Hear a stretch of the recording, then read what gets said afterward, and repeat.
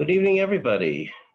Good evening. Okay, if you do me a favor, just if I can see a thumbs up for those that are here that I know that you can hear me. Okay, those who have, fine. Okay, good. Okay, so tonight we're going to be doing a little bit about understanding about Tisha B'Av coming later in the week. I'm going to be doing a little different than I usually do because I try to avoid at all costs a text-based shear for this type of a shear. I really want to do this with a text-based topic. I'm going to try to make it that you can follow even if you're not have the text in front of you. But those who do have the ability, we're going to be looking at the main source that I'm going to be looking at is a Gemara in Baba Basra. Those who are familiar with it, Daf Samach Amud Beis. Those who have an Art Scroll English translation, it's the last end of the volume 1 on Baba Basra. And those of you who can go online and want to look at it on either Bar Ilan or Safaria or any of the other suches, it will be Baba Basra Gemara 60b, and it's the very end of 60b. And if you don't have that access, don't worry. Okay, I will try to keep you in touch with everything. But those of you who have it and want to follow inside with me, feel free to do so. The question that we're going to be discussing, the question we're going to be faced with is, we know that this week is unfortunately our mourning week, okay? We actually have 3 weeks in Ashkenazic practice. We start from Shavuos of Tammuz, 17th of Tammuz, through Tisha B'Av. We have 3 weeks in which we basically keep an increasing amount of mourning as we go through the 3 weeks. It falls out right in the middle of the summer in the Northern Hemisphere. Torah was more geared to the Northern, although Torah can be kept anywhere in the world, but the Torah clearly was more geared to the Northern Hemisphere, as we see from the fact that Pesach is referred to as the holiday of the spring, and Sukkot is the holiday of the gathering season in the fall, and in the Southern Hemisphere it's reversed. So those who are South African, Australian, Chilean, right, will say, come on, what do you mean Pesach in the spring? Pesach never falls out in the spring. But the Northern Jews were in the Northern Hemisphere for thousands of years before there was a Jewish community in the Southern Hemisphere. As a matter of fact, the first Jewish community in the Southern Hemisphere was in the 1500s. It actually was that early. And there was a Jewish community in the northern parts of Brazil, which was in the Southern Hemisphere, and a lot of interesting halachic issues, not at all anything to do with our topic for tonight, but there was a Jewish community already in Brazil at that time. So we work with the assumption that's Northern Hemisphere, and therefore this is the heart of the summer. This is the time when everything should be wondrous and wonderful and beautiful. And right in the middle, we spend a total of over 3 weeks in a mourning period. Okay, ruining, our summers. We don't have weddings during this period of time either, etc. So I'm going to cover a passage of Gemara in Baba Basra. And the Gemara in Baba Basra discusses this very, very issue that we're dealing with in a different angle, but it's the same issue. And what I'm going to do is I'm going to read to the Gemara, and I'm going to point out the questions that bother me about this Gemara. This Gemara is, to me, a very puzzling piece of Gemara. There are loads of very, very major questions that show up in this passage of Gemara. So I'm going to point out the questions. Now I'm going to share with us that I did a lot of research reading on this Gemara. And it happens to be that most of this Gemara shows up in another source, which might technically be earlier, but the Gemara is considered a better textual source for it because it's probably more accurate. The other source is in a Tosefta at the very end of Masechta Sota, and the Tosefta is arranged differently from our Gemara, and there are several places where the Tosefta has slightly different references or allusions to what our Gemara is. So in all likelihood, the Tosefta and the Gemara are based on similar early sources, where there was a slight variance between the 2 early sources. The Gemara is quoting one, the Tosefta that we have is quoting another, but they are very similar type sources. Where the Gemara and the Tosefta differ in their texts. I'm not going to belabor it. I'm going to work with the assumption that there may not be, either this point that I want to bring out in reading it is not so significant, or I don't know which one is more significant. So I'm going to not belabor those issues. I'm going to belabor issues which the Gemara and the Tosefta have the same basic text, and the topics are the same, basically. Both texts and topics are basically very similar. So I'm reading the Gemara. The Gemara says, Kishacharav habayis b'shniya, when the second Beis Hamikdash was destroyed. So the Gemara says, Brabu Prushim b'Yisrael, shelo lechol basar v'shelo lishtos yayin. Among the Perushim and the Jewish people, there was many of them stopped eating meat and stopped drinking wine. Now, let's explain who the Perushim are so we understand. The Perushim are the good guys. Okay, we are Perushim. In the classic ways you would refer to it in English, you would refer to us as the Pharisees. Perushim and the Pharisees, right, are basically the same thing. So we are the Pharisees. You didn't know you were a Pharisee? Well, now you've been told you're a Pharisee. At the time of the second Beis Hamikdash destruction, at this period of time that we're leading into the second Beis Hamikdash destruction, okay, there were a lot of splinter groups among the Jewish people. The Perushim was the main religious community. Those were the Perushim. They're also sometimes called the Rabbanim. Rabbanim and the Perushim are two different ways of saying the same thing. There were the Tzdukim, called in English the Sadducees. The Sadducees were the wealthy, shall we say quasi-observant, might be a way of putting it. If you want to parallel them to today's world, you would probably parallel them to people like conservative Jews, although what they kept and what they didn't keep varied significantly from what we would call conservative Judaism. But if you want someone to get a sense of where they were on the thing, then you had some very extreme groups like the Essenes, who were basically a separation people, lived to themselves, didn't really have a major influence on much of else. The people who wrote the Dead Sea Scroll, who were probably not Essenes, but very similar to them, a similar group to the Essenes, also a divergent minor group. You had the early Christians, who had, at this point, they had not split from Judaism, so they considered themselves a branch of Judaism. Okay, they were around. You had the more assimilated groups that were not so observant for a variety of reasons. Some of them were very involved with Roman culture or Greek philosophy, and many of them were not that observant anymore, or not observant at all, and were Jews basically in name only. Many of them had sided already with the Romans against the Jews. Okay, there were the Biryonim. Their Biryonim, I'm sure they didn't call themselves Biryonim, because Biryonim is a nasty term. But Biryonim is those who were basically hotheads, we would call them. The people who were Jewish, observant for the most part, but very, very much wanted that their main focus was that there should be an independent country of Judea. They were upset about the fact that the kings of the Jews were joining the Romans. Eventually, the Biryonim were the ones who caused the revolt. Actually, just three people are waiting here. Sorry? Oh. Okay.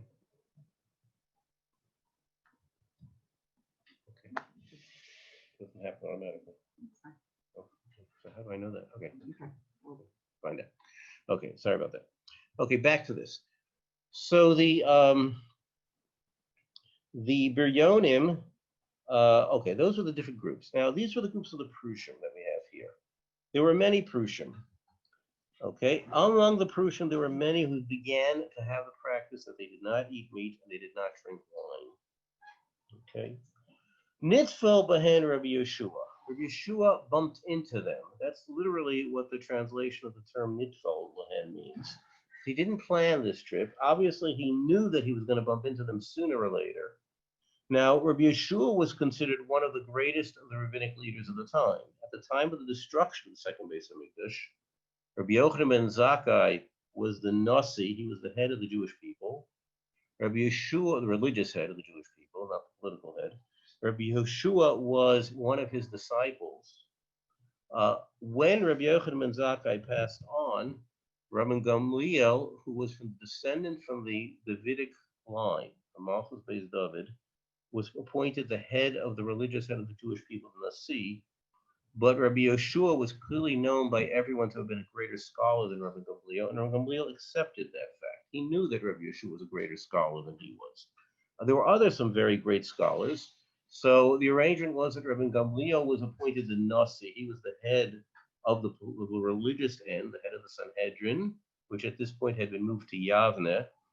And Rabbi Yehoshua had the position of being the Rosh Av Bezdin, or the Av Bezdin, which was the second highest position in the community. Okay, Rabbi Gamliel was the highest. Rabbi Yehoshua was, without any question, one of the highest of the Torah scholars, right, in this period of time. Amar lahen. So now, what did the Perushim were doing? They were not eating meat and they weren't drinking wine. Rabbi Yeshua met them, okay, and Rabbi Yeshua said to them, "Bonai mipnei ma iatem ochlin basar ve'ein atem shosin yayin." He turned to them, "Why are you not eating meat and why are you not drinking wine?" That was his question to them. Amar lo, and they turned to him and said, "Nochal basar shemimenu makrivin al gabi mizbeach." We should eat meat when what? Meat was always brought on the mizbeach. V'achshav batel, and now there's no mizbeach, there's no altar, there's no place to bring the meat. Nishte yayin, we should drink wine. Shemenaschen al gabi mizbeach, that we pour the wine on the mizbeach. V'achshav batel. So that's what they turned to Rabbi Yeshua, and they told him, he knew that they were not eating meat and they weren't drinking wine. He engaged them in this conversation, and he asked them, "Why are you not eating meat and drinking wine?" Note that they didn't say that we're not eating meat and we're not drinking wine because those are signs of celebration, of simcha, and we don't want to celebrate. They said we're not eating meat and we're not drinking wine because meat is offered in the Beis Hamikdash and wine is offered in the Beis Hamikdash, and neither meat nor wine, right, can now be offered in the Beis Hamikdash. Therefore, we're not eating meat, right, and we're not drinking wine. That's what they told him. Okay. Amar lahen, he turned to them and he said, "Im kain, if you're correct that because there's no meat anymore and there's no wine anymore, and therefore you are not going to, because there's no Beis Hamikdash, so lechem lo nochal, we shouldn't eat bread because shekar batlu minachas, because the korbanos of grain offerings are also no longer brought. So there's no grain offerings in the Beis Hamikdash, right? So then we shouldn't eat bread either. Well, following your logic, we don't eat meat because there's no korbanos. We don't drink wine because there's no korbanos.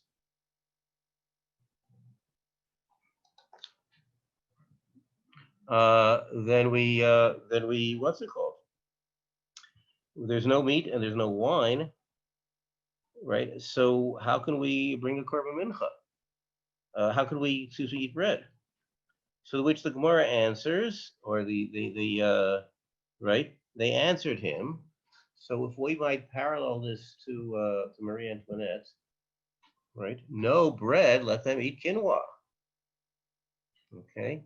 So the way the Gemara expresses it is, okay, efshar beperos, we could eat fruit. Okay, fruit wasn't, okay, so fruit, grains, fruit, quinoa, there's plenty of things to eat in the world that are not bread. Okay, what is somebody who's lactose, not lactose, it's, what's it called? Celiac, I was thinking of something else. Someone who's intolerant of, gluten intolerant eat, so they don't eat bread. Paris no nochal, he said to be sure to them, you shouldn't eat fruit either. Why? Shekvar bitlu bikurim. There's the bikurim. There's no bikurim either. Now the bikurim are, you bring them to Beis Hamikdash, you put them in, right? So there's no bikurim, so we shouldn't have Paris either. Well, not all fruits are required to bring bikurim, only the 7 ones for which Eretz Yisrael is famous. Figs, dates, grapes, olives, etc. Pomegranates, wheat and barley. Efshar beperos acherim. We can have other fruits. We can have apples and oranges. So, okay, you're right. We won't have meat, and we won't have wine, and we won't have bread, and we won't have any grapes or olives or dates or figs or pomegranates, right? But there's plenty of other fruit we can have. Fruits, vegetables, okay. So Rabbi Yeshua turned and said, Mayim lo nishta. You shouldn't drink any water. Because shekvar botel nisach hamayim. Because there's no water being brought on the Mizbeach anymore. Water was brought on Sukkot on the Mizbeach. So can't drink water anymore. Well, you can't really survive without water. Okay, that makes life really difficult. Okay. Actually, the Gemara here answers Shasku and the Tosefta. At that point, they were quiet. In other words, they had no response to that one for Yeshua. We should not drink water. Okay. Tosfos asked the question, what do you mean? They could have said we could drink fruit juices. We don't have to drink water. We'll only drink fruit juice. No grape juice, right? Okay, and no pomegranate juice. But there's other juices we could drink. So Tosfos says that they realized the impracticality of being able to do that. So that wasn't an option. That was not an option. Okay. So Shakvar, okay, so that wasn't an option. Amalahen, so Rabbi Yeshua said, Bonai, my children, my sons, Bo la'omer lechem, let me come and tell you, Shalolis abo kol ikar efshar. It's not possible for us not to have any mourning. Shekvar nigzrig zera, because the decree has already been made. Now, what the Gemara means when it says the decree has been made, I know of at least three interpretations of the Gemara. According to the Rashbam, which probably says the primary commentary here, he means to say that once the Beis Hamikdash was destroyed, we have a pasuk in Yeshaya that tells us that once the Beis Hamikdash is destroyed, we must mourn it. I have difficulty with that approach because it sounds like Rabbi Yeshua is telling them, we really shouldn't even be mourning this, but we have no choice. And that doesn't sound very right. We're going to hold on that question, on this for a second. Will this Abel Yoser Midai, to mourn too much? Efshar. That's not possible. Why? She'en gozrin gzera ala tzibur el imkein rov tzibur yecholim lamud bo. Okay, we cannot decree something against the tzibur unless most of the people can keep it. Okay, that's what he said. Now, I have difficulty with the way this is ordered. And I actually found that the Tosefta has this in reverse order, which I think has a lot more merit to explain in this discussion. According to the Tosefta, first he told them, we really should decree this. You're right, but we can't, because people won't be able to observe it. And you can't make a declaration that people can't observe. Okay? On the other hand, to say we should do nothing, we also can't, because Parnigzrig Zayram, however, we'll explain that. And that's a smoother approach, much smoother approach. Okay. So now he explains, and now we're familiar with some of these halachos that he quotes, and this is the source. This is the only Gemara that talks about these halachos that we've bumped into, and that the Tosefta also quotes these halachos. What does it say? I'm skipping a line of those who are following us on the Gemara for practical reasons right now. Kach amru chachamim. The sages said, Sad adam es beisa b'sid. At the time that you are liming your house, you're whitewashing your house. In those days, that's how you wash the inside of the house. You didn't, they used to whitewash it. They had like a sid. It was a lime. You mixed it with water. It was basically it's a limestone. You heated it. It dissolved. You took the powder. You mixed it with water, and then you whitewashed your walls with it. You made them very, very white. And that's how the Beis Hamikdash in places was also whitewashed. Okay. Umishayer bo davar muat, and you leave a little bit. B'kama, how much when you whitewash your house do you leave? Amar Rav Yosef. Rav Yosef says, Amma al Amma, an area that's 1 Amma by 1 Amma. Omer Rav Chizda Kineged HaPesach, and you should do it opposite the door. So that's why, particularly in Eretz Yisrael, you walk into people's houses and you find that opposite the doorway is an area that is left unpainted, unwhitewashed, which is 1 amma by an amma. It's about, let's say, 2 feet by 2 feet, 18 inches by 18 inches. That's the first thing Rabbi Yehoshua was told them to do. Okay, when you whitewash the house, leave something out. Second thing he told them is, Osa Adam Kol Tzarchi Seuda, when you're making a nice meal, Mishayer Davar Muat, you should leave out something from your meal. Maihi, what's the something you should leave? Amarav Papa, Kisa de Harsana.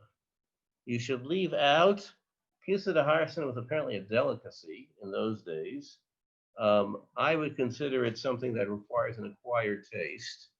Okay, what it was is that they took fish, mixed it with fine flour, fried it in the oil of the fish itself. In other words, basically you took the fish, mixed it with some flour, and put it in a frying pan, and the fish oil itself was used to fry it with. And that was a delicacy. So I will tell you it's an acquired taste, but when you have your fancy meal, you leave it out. And I have no problem with leaving it out from a fancy meal. The third example is when a woman puts on her ornaments, jewelry, mishayeres davar muat. She leaves something out, right, that she doesn't usually, the one item she doesn't dress with. She puts on all her jewelry, all her makeup, everything she wants. One thing she leaves out. What is the one thing she leaves out? Amarav bas tzada, right, bas tzada. Bas tzada is the following. In the time of the Gemara, it was the hair on the temples. The woman had hair growing on her temples. They had like a depilatory they put on it. They would rub it onto the area here, and then they would pull it off. So she shouldn't do that. It's not a major difference, okay, whether she wears that or she doesn't wear that. But these three things are all brought in Shulchan Aruch. That when you lime your house, you leave out an area that's an amma by an amma. That when you serve a meal, you should leave out a little bit of something that you shouldn't serve, right? And that when a woman puts on her ornaments and her jewelry, she should do everything. She should leave out one thing. I'm not going into this for halacha purposes right now, how these last two manifest itself in our day and age. I'm leaving that for right now. That's not our topic. And I want to deal with the halacha of this. I want to deal with the hashkaf of this. Shenemar, Imesh Kochech Yerushalayim Tishkach Yamini Tidbach Lashoni Lechiki. We know this famous pasuk in Tehillim. Now, this pasuk and the one that we're going to quote very soon, another pasuk, give the Bible critics a heyday, because after all, our Messiah going from the Gemara is that Tehillim, the last author and editor of Tehillim was David HaMelech. He had 10 associates from whom he took Tehillim, Avraham Avinu and Moshe Rabbeinu and Adam Arishon and the sons of Korach, and he put together the rest of Tehillim. So the question, of course, that the Bible critics are bothered by is Kapitel Kuflamet Zion, which many people say before benching every day. Al Naras Bovel, right? Shom Yashavna Gam Bochinim B'Zafreinu Tzion, right? There we sat and we cried when we remembered Tzion. 1 second, David HaMelech was approximately 410 plus 40. He was close to 500 years before the Churban of the Beis Rishon. So if he was close to 500 years before the Churban of the Beis Rishon, how could he have told us over about there we cried when we remembered Tzion when we got to the rivers of Babel? Of course, we have no difficulty with that. We know that David HaMelech was a Navi, right? And he's telling us what was going to happen 500 years later. No problem with it. However, if you refuse to accept the concept of Nevuah, you're forced to create a concept called Bible criticism. You can't do both at the same time. Either you're a Maimon or you're a complete Apikoros. You can't do it in the middle. You're stuck, right? If you're going to be a Maimon that is a concept called Nevuah, then there's no problem. If you believe that there's prophecy, David HaMelech writes about something that happened in the future. If you don't believe that there's prophecy, so David couldn't have written about what happened in the future, so obviously this was written later, right? Hundreds of years later, and it has nothing to do with David HaMelech. Okay, and that's where the basis, if you ever begin to study about Bible criticism, you'll realize it all starts from the fact that they really don't want to, they don't want to accept the concept of God and Nevuah and such very strange notions that they really don't want to accept. And therefore, they have to create all sorts of ingenious and intriguing things, including that there's 2 or 3 Ashayas, which will come up in this topic, and that Tehillim wasn't written by David, etc. Okay. Now, the pasuk here that was based on the following: Sham Yashavnu, there we sat, plural. Gam Bachinu, we cried. V'zachrenu es Zion, when we remembered Zion. And the Medrash clearly says this is describing the Jews who were driven in hordes from Eretz Israel until Bavel. They had no chance to stop and breathe until they got to the rivers of the Bavel, and the taskmasters over them said to them, "We want you now to play the songs that you sang in the Beis Hamikdash."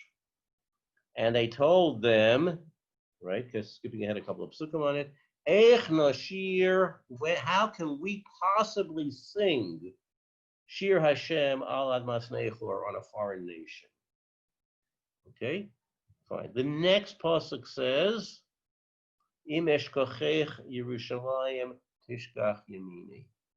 Right, literally, if I forget Jerusalem, my right hand should forget. What we always translate it as my right hand should forget its cunning, it should forget its ability to remember. What is the question that is so obvious staring at us in this pasuk? It was the plural. It's all been the plural until now. It's talking about at the rivers of Bavel, we, the Levium, we, the people driven into Golus, got to the rivers of Bavel, and we said, right, everything, we sat, we cried. How can we sing? And now it should be Im Nashkach, right? What's Eshkochech? I shall forget Yerushalayim. Okay? How can that be? So clearly, as Chazal understand it, the transfer from the plural to the singular is that this pasuk is including a new set of halachos. And the set of halachos is at a time when a person would most likely forget that things are not so great. You're whitewashing your house, so you feel very good about it. You just painted your house. You're right, you're putting on all your jewelry, you're preparing a nice meal. At those occasions, you have to make sure not to forget Yerushalayim. And that's what the pasuk says. Now, at this point, okay, the Gemara and Baba Basra were quote something, okay, that is not in the Tosefta. Everything we've had until now is basically in the Tosefta. The Gemara here adds in, Amar Rabbi Yitzchak.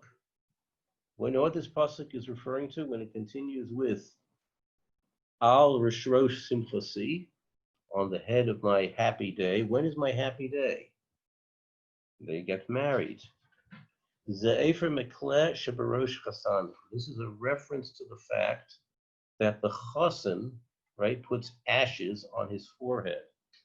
Amalei Rav Pabula Abaya Heicham Manachle. Where does the Chasan put ashes on his forehead? Even Kom Tefillin, where he wears his tefillin, right here. Okay. Shenemar. Okay. Losum, and this is another classic pasuk here. These are the great psukim that the Bible critics really blew it on. Pasuk in Yeshaya. Okay. When did Yeshaya Hanavi live? Well, Yeshaya was assassinated by his grandson, who was Menashe. Okay. And Menashe was a king for a long time. But Menashe died, okay, about 70 years before the destruction of the first Beis Hamikdash. And Menashe did tshuva at the end of his life. So Yeshaya died approximately 90 years before the Beis Hamikdash was destroyed. Okay? The pasuk says, okay, Yeshaya has the prophecy, okay, and Hashem tells him, go, I want you to go and heal and bring the bandages, okay, for those who are imprisoned and captive and need consolation because of the mourning of Zion. How could Yeshaya be given a prophecy about the mourning of Zion, right? He was dead 80 years before the mourning of Zion happened. Okay? So, of course, the Bible critics' attitude must be, oh, this wasn't written by Isaiah. This was written by Deutero Isaiah and Tritio. They have 2, 3. This all comes from the same problem. They basically, what's the big deal? Yeshaya was a Navi. HaKadosh Baruch Hu gave him a Nevuah that's not going to be applicable for 80 years. Okay, that's the answer to the question, folks. But if you can't accept the fact, right, that the Nevuah is about the Churban of the Beis Hamikdash, then Yeshaya, then you're stuck with a problem. Okay? The Pasuk says, Losum la'avelei Tzion, to place on the mourners of Zion, Loseis lahem pe'er tachas efer, to put, right, their glory, which is a reference to their tefillin, in replacement for their ashes. Now, there's a clear pe'er efer are the same letters reversed. We have that many times in references in Chumash and Tanakh. We have many references in which we have a change of pe'er, letters, reverse letters of the word in order to give us a similar meaning. And here it's the same idea we're taking here. We're comparing pe'er to efer. Okay, same idea. Okay. The Gemara here says, where did they wear it? On the place of the tefillin.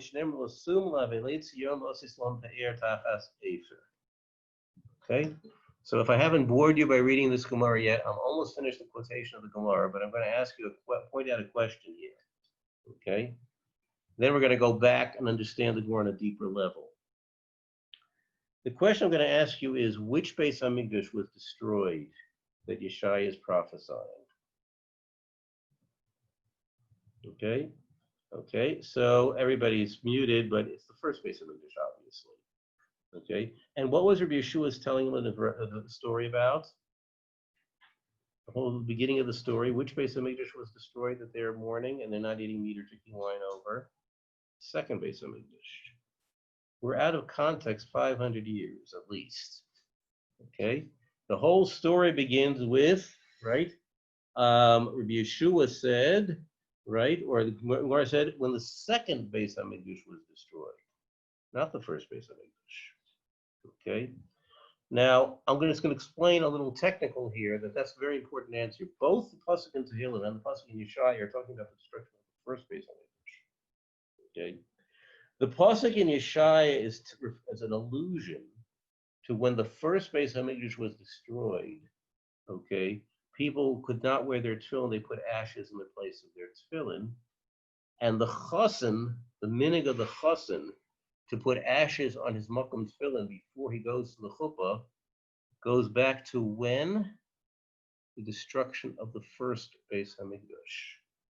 Okay, that's how long that minig goes back. They took the minig, they stopped the minig at the time of the second Beis Hamikdash when it stood, and when the second Beis Hamikdash was destroyed, they went back to the minig that had been out of practice the entire period of the second Beis Hamikdash. It's quite clear from the Gemara here. That's why it doesn't show up in the Tosefta, because this is nothing to do with that story.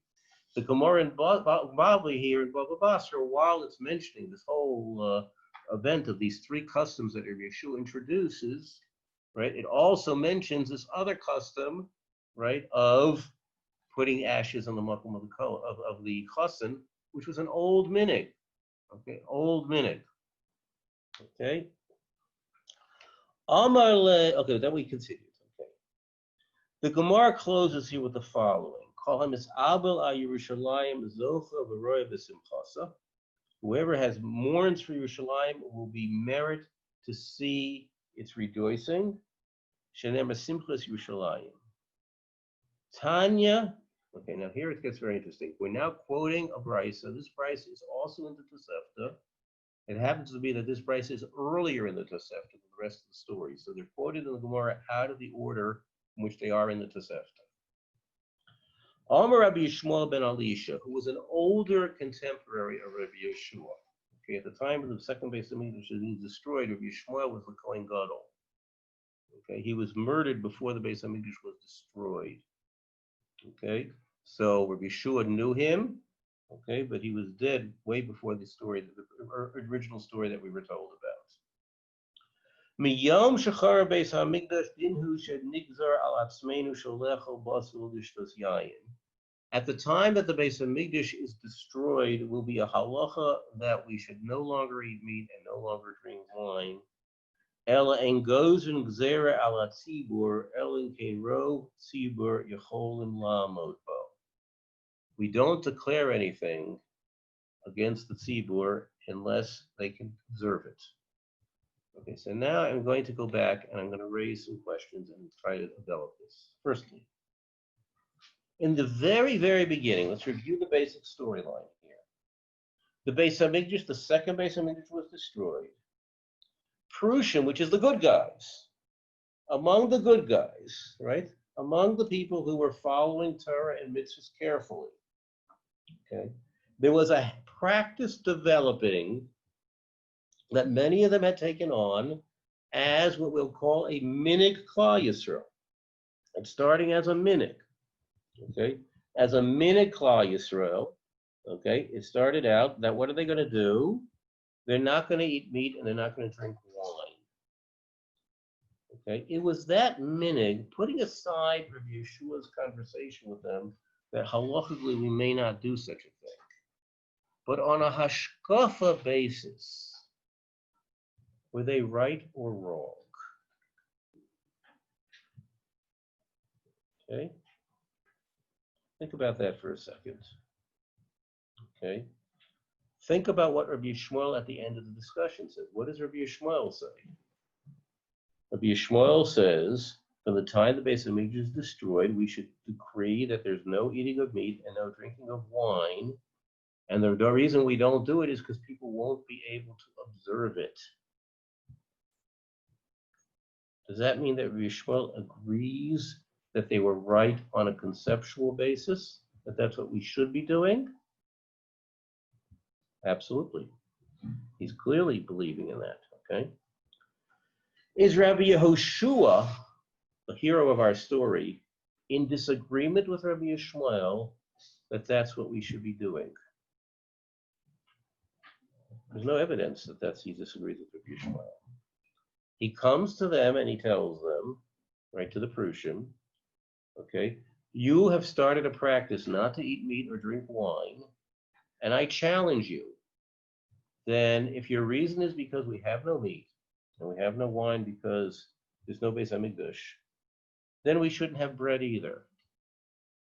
To which they retorted, no bread, let us eat quinoa, right? We'll have peiros, we'll eat fruits and vegetables. Well, what about the fruits that are not there because of the bikurim? They're also missing. Oh, no, we'll eat the other fruits.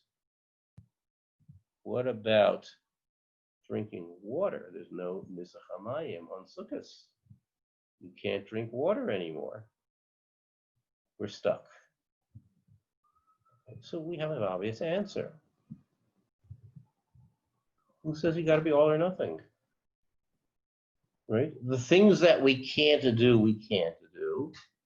The things that we can do, we can do.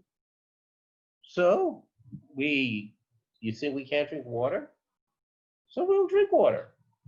You think we can't manage without bread? So we'll eat bread. We'll just stop meat and we'll stop wine. I know plenty of people who never eat meat. I know plenty of people who never drink wine.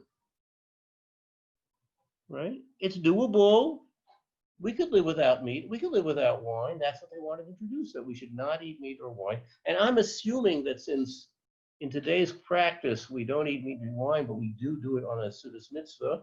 So we eat it on Shabbos, and we eat when we have a bris or a siyum, that they also are probably following the same approach. As a matter of fact, Rav didn't eat ever a big Suda or a fleshik Suda without a Seudas mitzvah. So it's doable. And that's what they were saying. It's doable. What was Rabbi Yeshua? So now we're stuck in a picky place. This is a very problematic question here.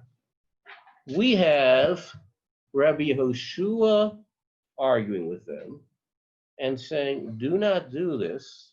And he keeps raising the ante on them. You don't want meat and you don't want wine because there's no Beis Hamikdash. What about bread? We'll live without bread. No fruit? We'll live without fruit. Water? You're right. Okay. So we won't drink, we'll drink water. But we should still include the original practice. Right? And when Rabbi Yishmael presents it at the end of the discussion here, right, he also only talks about meat and wine. And he says, well, we can't do that because people won't observe it. So therefore, we can't make such a gzeira. Okay. Now, what is the message that the Prushim are telling us? What was their message? This is a hashkafa message. I'm not talking about the halacha message of it. What is their hashkafa message of the Prushim?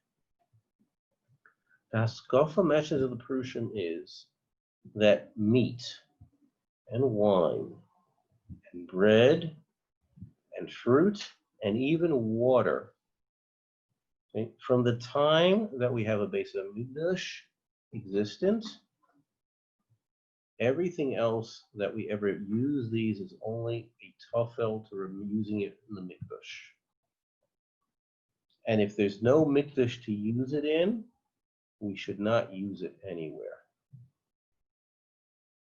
That's their message. Now I want to stop and think for a second. Are they correct? Not on a halachic basis. Are they correct on a hashkafa basis? Does Rabbi Yeshua challenge their hashkafa? Does Rabbi Yishmael challenge the hashkafa? What does Rabbi Yeshua retort to them? It's impossible to do that. Not that you're wrong on a hashkafa basis. You're correct on a hashkafa basis, but you can't do it. It's not doable. It's not doable for you, because if it's doable for you, you'll get into problems with water. And Rabbi Shmuel says it's certainly not doable for Klal Yisrael. Therefore, I'm opposed on a halachic basis for establishing such a minig. That doesn't mean that the hashkafa that you're encouraging is wrong. The hashkafa is a correct hashkafa. Where all of these things have no place, right, for us to do if there's no Beis Hamikdash. But we have to be realistic. Realistically, we're going to have to continue as a nation, and we can't expect people to do this. It won't happen. They won't be able to do it. And we have a rule that you don't make a gzeira, and you don't make a minig if people will be unable to observe it. Now I'm going to point out a question. I'm going to ask a totally different question, which will now take on a completely different meaning. We have adopted, we particularly Ashkenazi Jews in particular, have adopted slews of minhagim about the 9 days and the 3 weeks. So the Gemara said that because there's a halacha, you're not allowed to eat on Tisha B'Av. The meal before Tisha B'Av, you shouldn't eat meat or drink wine. You shouldn't have 2 cooked items, okay? And from that, we've absorbed a practice that we start from Rosh Chodesh, 9 days before, we don't eat meat or drink wine, okay? The minhagim became gradual, okay? There's no halacha me'ikar adin of the 3 weeks, what we call bein hamitzarim. We have a practice of 3 weeks, we don't make weddings. 3 weeks, we don't play music. Sephardim used to make weddings, they still make weddings after Shavuos B'Tammuz, right? Only from Beis of or from Shua Shechalbo, the week that's Motzei Shabbos, different practices among them. But otherwise, they did make weddings. Until fairly recently, and even sometimes they still do, they make weddings. There's no halacha that you can't make a wedding again. We Ashkenazim can't because we've absorbed such a minute. We don't make weddings then. We don't. So we have gradually, with time, added more and more. And the question is, why are we adding more and more? Shouldn't we be adding less and less? So let me point out to you what I believe the answer to this question is. In the time of Rabbi Yeshua, people like you and me who qualify as Perushim realized that our eating meat and our drinking wine and even our eating bread and drinking water, right? At this point, they're only extensions of the fact because there's a relationship called the Beis Hamikdash. If these things have a place in the Beis Hamikdash, then we can absorb from that to what we want. We can absorb from that into our direction. We can perfectly well do it. No Beis Hamikdash, we shouldn't be doing it. But Rabbi Yeshua told them, you can't make such a gzeira. People won't be able to observe such a gzeira. As a matter of fact, you yourselves will not be able to observe it. It's only a concept, right? You can't take it all the way. Can't be done. When we were familiar with the Beis Hamikdash, it was familiar. We remembered it. We felt tragic about it. Okay, then we didn't need any more. How could we? At this point, with the years gone by, we don't feel the Beis Hamikdash is missing. We don't identify in our lives with a missing Beis Hamikdash. Sure, we can't introduce an idea we don't eat meat and we don't drink wine, but we can for the 9 days and use those 9 days as a period of remembering. At least during these 9 days, we remember the concept of don't eat meat and don't drink wine because meat and wine are really spillovers from what our relationship is because of the Beis Hamikdash. And without the Beis Hamikdash, something very important and basic to us is missing. With time, we picked up this practice the entire 9 days. Sfardim do it from the week in which Tisha B'Av falls out. Okay, but we picked up the idea, we will do it. We will remember the rest of the year from this period of time. Was it originally planned in the original Rabbi Yeshua's days that there should be 3 weeks in the summer when we don't make weddings? Not at all. Okay, in Rabbi Yeshua's days, what days did you not make a wedding? Tisha B'Av. There's a statement in Chazal, Nichnas Av Mematin B'Simcha. It doesn't say that weddings are prohibited. Eventually, custom came to stop making weddings then. Eventually, Ashkenazim stopped making weddings the entire 3 weeks. As time went on, we take more minhagim to try to remember that which we've lost. Remember that which we've forgotten about. Okay? But the basic message of the Perushim and the Dayas of Rabbi Yeshua on a hashkafa basis, right, was definitely still there. We'll continue next week with Hashem. Our topic is. Oh, yes, that's great. Parshas Veschanan. We're talking about Matzah Torah there, right? Goals of learning Torah for men, for women, and for non-Jews. Rabbi Kaganov, how can you talk about goals of learning Torah for non-Jews? Just going to have to come back next week to find out. Take care, everybody. Have a easy and meaningful fast on Tisha B'Av. On Tisha B'Av morning Thursday, I am planning to have a virtual kinnis, which means that I will be reading through the kinnis. It's a long sit-through. You don't have to come for the whole time. You can come and go as you want. But I plan to start at 9, and I plan to continue it until about midday. This is all in Yerushalayim time. For those of you who are over in America, you'll have to wake up early to be able to do so, or not sleep. But that's it. But next Sunday's class will be at the same time as tonight's was. Everybody be well. Kol Tuv.